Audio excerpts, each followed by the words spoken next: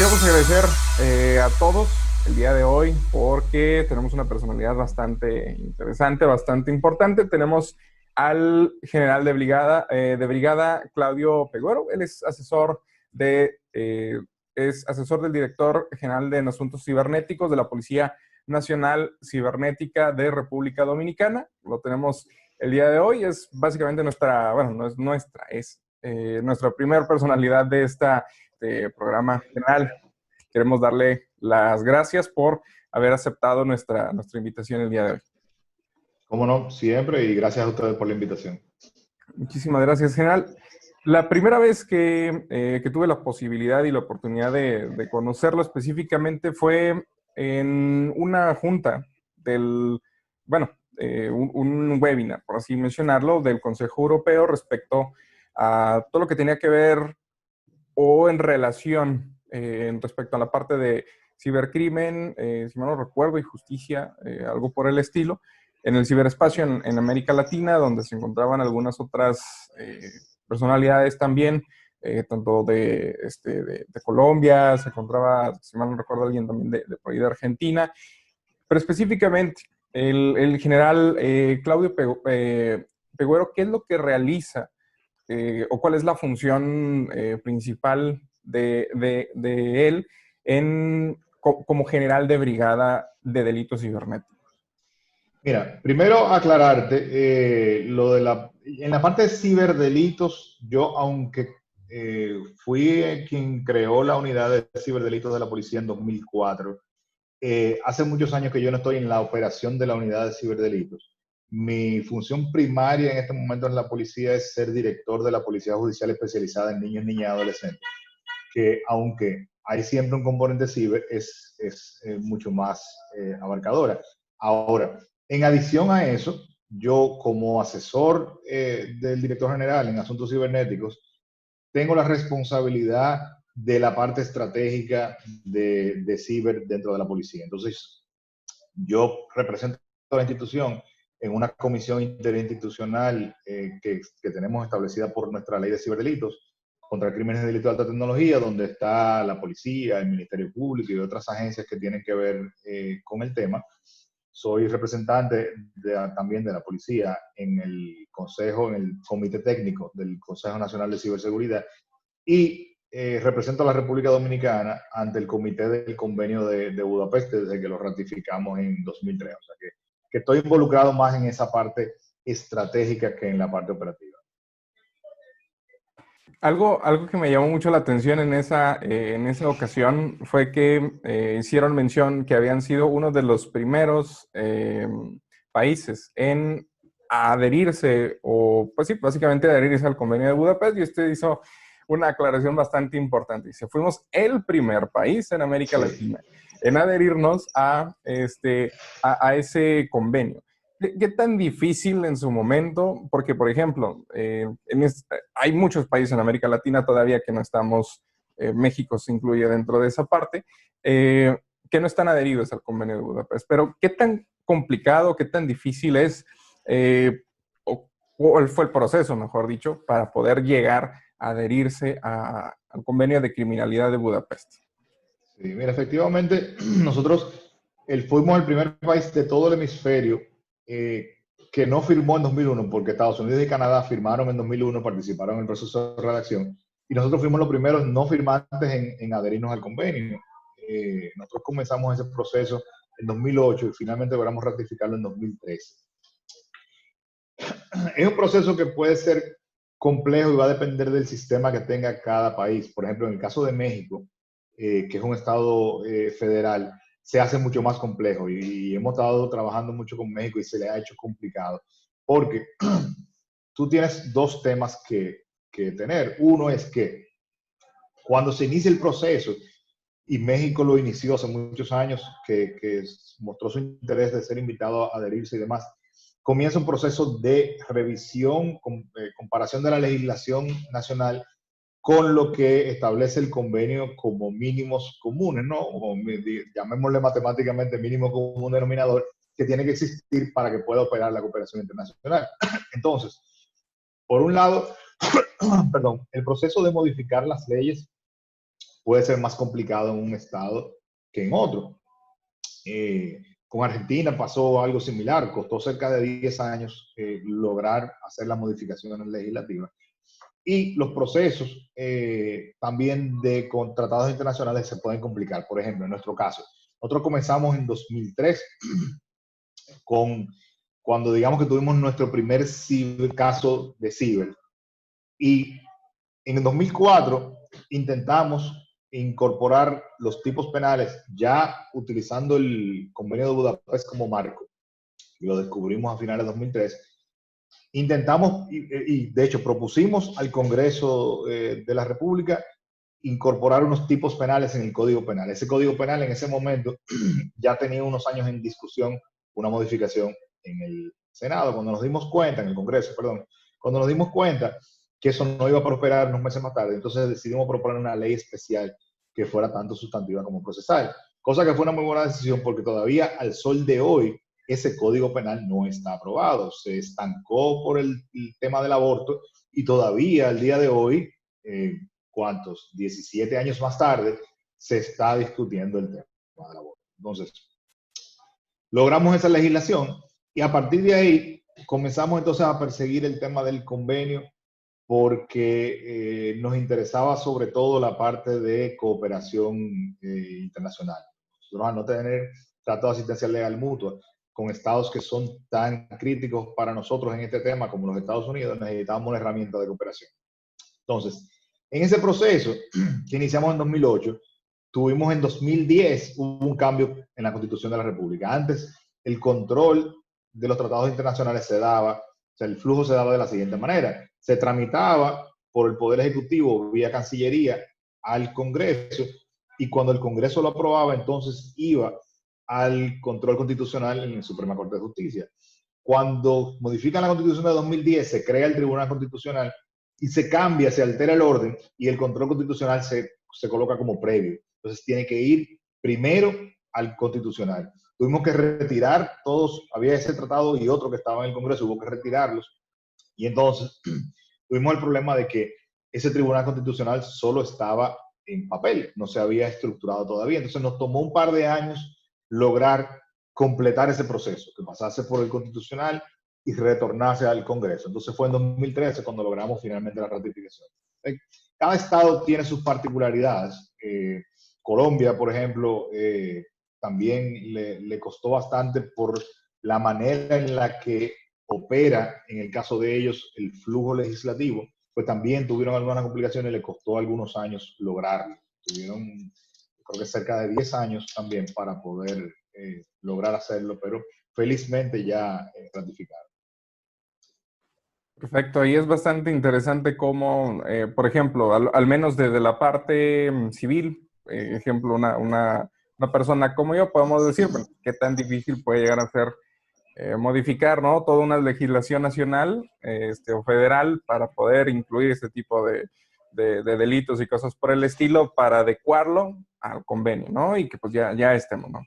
Se escucha muy sencillo, pero pues ya vimos que en lo más mínimo, pues es sencillo en esa parte. Ahora, ¿cómo es un antes y un después a la firma o bueno, a la adhesión de este tipo de convenios? Porque supongo que debe haber un antes y un después, ¿no? Tanto a lo mejor tanto para la parte civil también que en alguna ocasión, pues oye, es que resulta que la piratería digital no era ilegal y ahora sí lo es. O, por ejemplo, temas de a lo mejor, pues no sé, vejaciones, es que no sé si sea exactamente la misma palabra, pero decir groserías a otra persona a través de medios digitales no era algún delito, pero ahora sí lo es. ¿Cómo es ese antes y ese después, tanto para la parte civil como la parte gobierno? Mira, para nosotros no hubo un cambio en lo que tenía que ver con los tipos penales porque el cambio se dio previamente. O sea, nosotros antes, usando el convenio, fue que redactamos nuestra legislación. Entonces, no se produce un cambio en ese sentido, pero se producen cambios interesantes en otros aspectos. Uno de ellos era el tema de la cooperación. Todavía la cooperación tiene muchas oportunidades de mejora. Todavía tenemos que cambiar muchas cosas y de hecho sí se está produciendo ahora un cambio en la legislación porque como parte del convenio se está desarrollando un segundo protocolo adicional. El convenio tiene un primer protocolo adicional sobre xenofobia y racismo y ahora se está desarrollando un segundo protocolo que esperamos que ya esté listo, abierto a negociación el próximo año, sobre evidencia en la nube, que es uno de los mayores retos que tenemos, porque los proveedores de servicios generalmente están en otra jurisdicción e incluso generalmente en más de una, porque tienen data centers en distintos lugares. Entonces, ahí hay un tema de jurisdicción que es complejo y que todavía no lo hemos solucionado. Evidentemente, genera un tema incluso de confianza. Los proveedores de servicios internacionales confían más en los estados que están adheridos a la convención porque entienden que tienen una serie de reglas de juego mejor estructuradas. Sabes que hay ahí sobre todo un tema de la confianza del uso que se le vaya a dar a la información de un tercero que un proveedor es depositario y que te la vaya a entregar. Entonces, en ese sentido, yo creo que ayuda muchísimo. Pero además, yo creo que el uso más interesante o el beneficio más interesante que nosotros hemos obtenido ni siquiera lo calculamos en su momento porque cuando nos adherimos no existía. Y es que el Consejo de Europa se dio cuenta a raíz de un evento de Naciones Unidas en la 1DC, de que uno de los retos más importantes, sobre todo para los países de América Latina, también se da en los países de África, de Europa del Este, del sureste asiático, etc., es el tema de capacidades.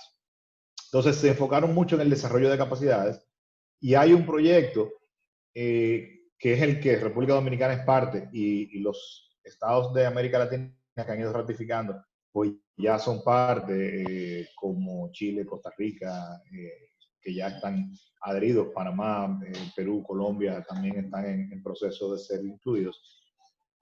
Y es un proyecto que ya se ha ido extendiendo, ya está hasta 2024, con un presupuesto de 18 millones de euros, donde se trabaja en crear capacidades. ¿Capacidades de qué tipo? Capacidades en los operadores del sistema de justicia penal, jueces, fiscales, policías.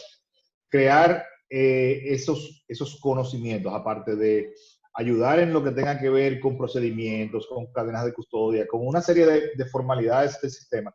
Procura que el personal esté debidamente capacitado. Uno de los retos que tenemos hoy en día es que no podemos hablar únicamente de ciber como algo especializado. La policía puede tener y tiene una unidad de ciber especializada. La fiscalía tiene una unidad de ciber especializada.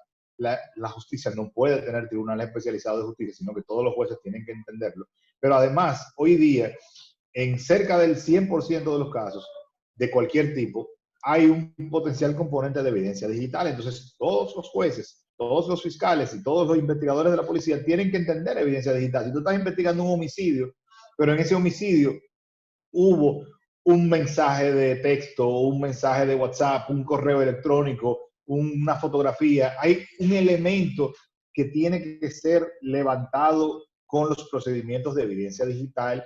Entonces, tienen que entender todo ese tema, cuáles son las fuentes potenciales de evidencia digital, cómo se hace el procedimiento de la cadena de custodia, etcétera. Entonces, todo eso es uno de los mayores retos, sobre todo, repito, para nuestros países. Yo creo que el mayor beneficio que República Dominicana ha obtenido de eso es justamente esa parte, de nosotros poder desarrollar capacidades.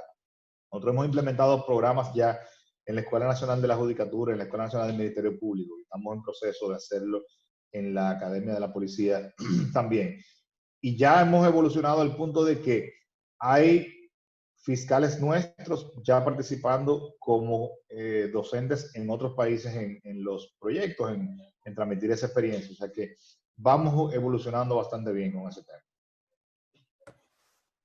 Muy bien, es interesante que, por ejemplo, parte de lo que puede llegar a ser las limitaciones, por así mencionar de alguna forma, es más la cuestión en la que se tiene que hacer cargo toda la parte del proceso o la parte de capacitación precisamente para los mismos, pues, tanto la parte de agentes en temas de, como se mencionó, cadena de custodia y pues todo lo requerido y necesario para llevar todo ante pues básicamente ante un debido proceso y evitar que pueda llegar a haber ahí alguna problemática de decir, pues es que fallamos en esto, esta persona pues salió libre, que sí, al final de cuentas termina por ser algo bastante crítico de alguna forma.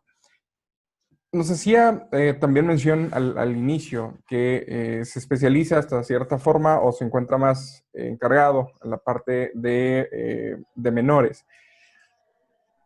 El tema de menores es bastante crítico, considero yo, aunque en algunos países tiende a ser un poco menor el porcentaje o la cantidad de potenciales consumo, inclusive, o agresión hacia menores, pero tiende a ser algo bastante crítico.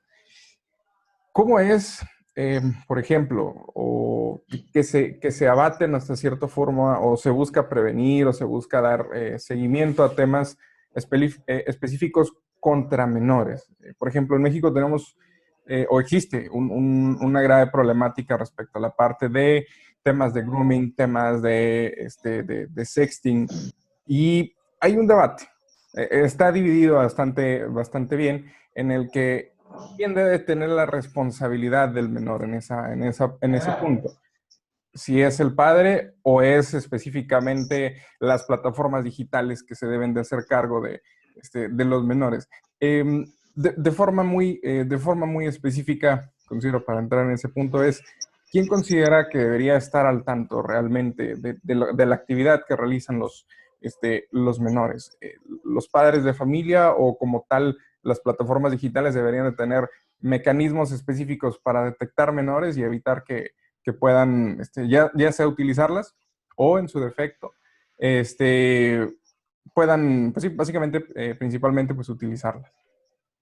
Mira, yo creo que es un tema conjunto y es un tema complejo. Obviamente que la responsabilidad primaria siempre será de los padres y es una responsabilidad que es insustituible.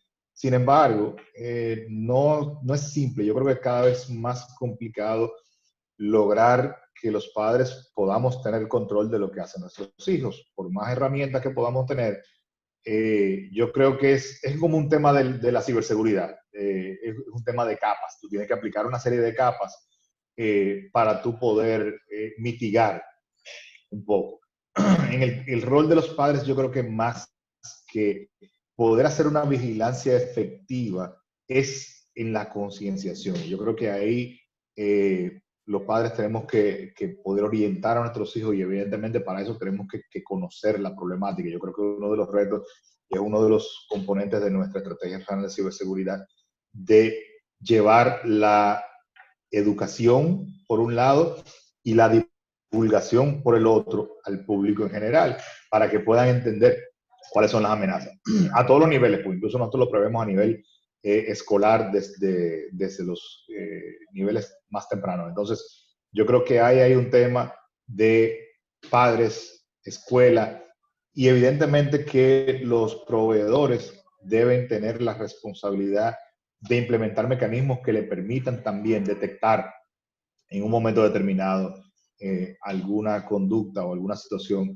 que esté sucediendo, ya sea donde hay menores como víctimas o que lo hayan involucrado en alguna situación.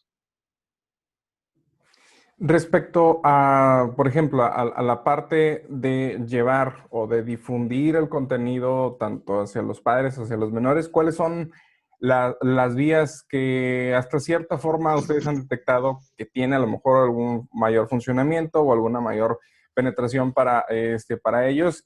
Y ha habido, pues, hasta cierto punto un nivel de generación de conciencia, pues, más adecuado tanto para los padres, inclusive también para los menores.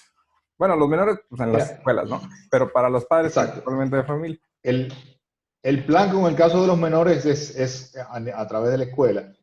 Y con el caso de los padres, pues la idea es hacer campañas a nivel de medios de comunicación, de todos los medios de comunicación, hacer campañas de televisión, de radio, de prensa escrita, redes sociales, o sea, tratar de, por todos los canales posibles, de llegar, porque si tú, por ejemplo, quieres llegar a una persona que llamémosle análoga, tú no le vas a poder llegar por los medios digitales. Entonces, si es una persona que no está expuesta a los medios digitales, que no utiliza redes sociales, que no acostumbra a estar mirando YouTube, etcétera, entonces no le puedes llegar por ahí, vas a tener que llegarle por otra vía, vas a tener entonces que trabajar todos sus medios de comunicación que existen de forma tal que el mensaje pueda llegar a la mayor cantidad de gente posible.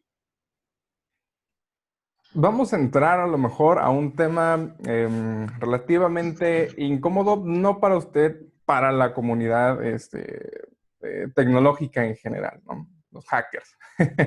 Em, de- ¿Cómo se lleva, no a cabo, pero cómo es el hecho de dar seguimiento, o no sé qué tan común sea principalmente, el hecho de la atención contra pues estos accesos a veces no autorizados a potenciales sistemas?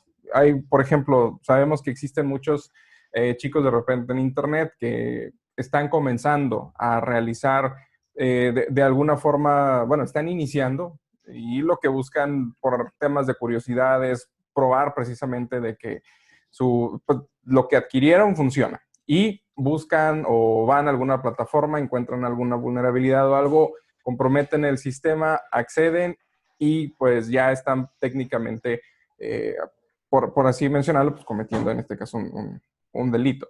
¿Cómo se procede ante ese tipo de cuestiones? Por ejemplo, nosotros tenemos bueno, nosotros en general en comunidad hay como que una disputa respecto a que si el hecho, por ejemplo, de yo reportar una vulnerabilidad a un proveedor o un administrador, por ejemplo, imaginemos que yo logro comprometer algunos de los sistemas de República Dominicana, le aviso al administrador, yo con buena fe, eso automáticamente me convertiría, por así mencionarlo, en delincuente.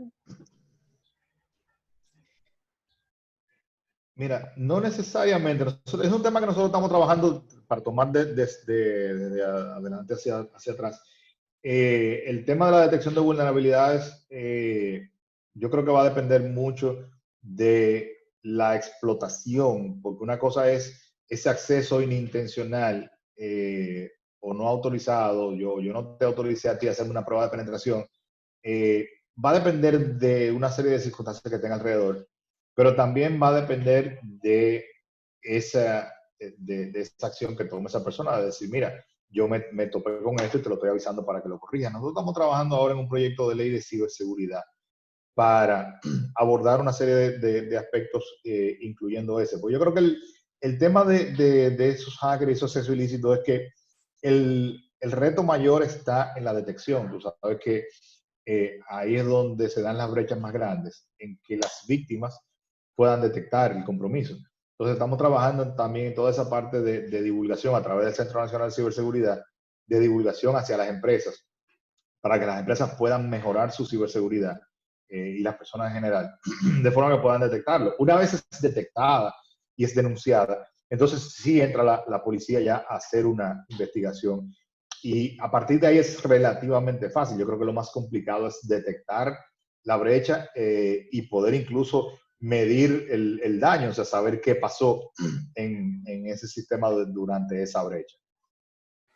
Sí, porque, por ejemplo, acá, bueno, de igual forma, dentro de la parte del desconocimiento hasta cierto punto de la ley, bueno, siendo muy estrictos en la parte legislativa, es, si no hay un permiso y hay un acceso, pues eso ya nos, eh, nos cataloga hasta cierto punto en la parte delincuencial, pero hace una exclusión hasta cierto punto de cómo se ha detectado inclusive esa vulnerabilidad, lo cual precisamente se pregunta por eso, puesto a que hay mucha gente que se dedica precisamente a eso, como que realizar el buscar, encontrar vulnerabilidades para después reportarlas y obtener hasta cierto punto alguna especie de recompensa por parte de ese administrador al cual se está reportando.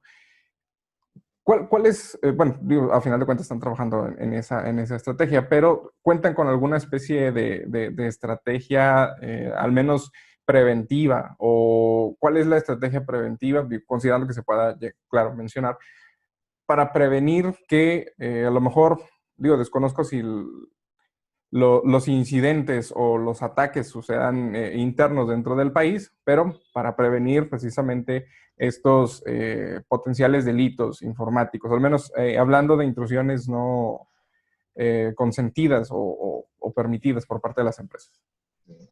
Mira, de momento nosotros, como te dije, lo estamos trabajando a nivel del Centro Nacional de Ciberseguridad en que por lo menos pueda llegarles las alertas por un lado y información en general a la comunidad atendida de nuestro CECIR nacional, que es esencialmente infraestructura crítica y ahora se está poniendo en marcha un CECIR financiero por parte del Banco Central para los bancos, las entidades de intermediación financiera. Entonces, de momento lo estamos trabajando por ahí. Nosotros al interno de la policía estamos trabajando ahora en crear una dirección de policía cibernética para ampliar el alcance. Nosotros comenzamos en el año 2004 con la unidad de investigación de ciberdelito y nos hemos enfocado en la parte de investigación y persecución del ciberdelito, ya digamos post-mortem. Entonces ahora queremos incorporar dentro de esa nueva policía cibernética, aparte de la unidad de investigaciones, queremos incorporar un departamento de prevención y un departamento de inteligencia que pueda, el de inteligencia, pues proactivamente detectar algunas situaciones y el de prevención, pues también servir para ayudar en ese tema de la divulgación y de ayudar a la comunidad atendida, que en nuestro caso sería el universo completo. O sea, nuestra comunidad atendida en la policía es todo el mundo, todos los ciudadanos, todas las empresas, a diferencia de los CECIRs que tienen comunidades atendidas delimitadas. Entonces, la idea es esa, poder llevar también en base a las experiencias nuestras de lo que está pasando aquí, más lo que esté sucediendo en otros países de la región, otros países del mundo, pues poder llevarle esas alertas a la persona. Yo creo que muchas veces, por ejemplo, en el caso nuestro,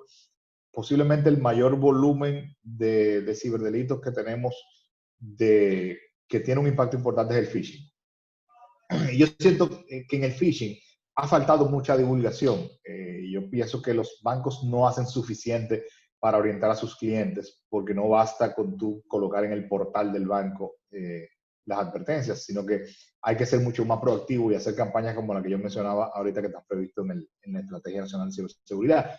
Entonces, la gente cae por desconocimiento. Entonces, si nosotros le decimos diariamente, mira, estas son las modalidades, esto es lo que la gente hace. El Centro Cibernético Policial de Colombia, por ejemplo, hace una tremenda labor con eso, porque ellos tienen diariamente, sacan cápsulas por Twitter y por otros medios digitales, advirtiendo sobre las modalidades y describen detalladamente cuáles son las modalidades, advirtiendo a los ciudadanos, mira, no caigas en esto, si te piden tal cosa, no caigas en esto, si te dicen tal cosa, no caigas en esto, si te llega un correo con tal cosa. Entonces yo creo que eso es esencial para ayudar a la prevención de los ciberdelitos.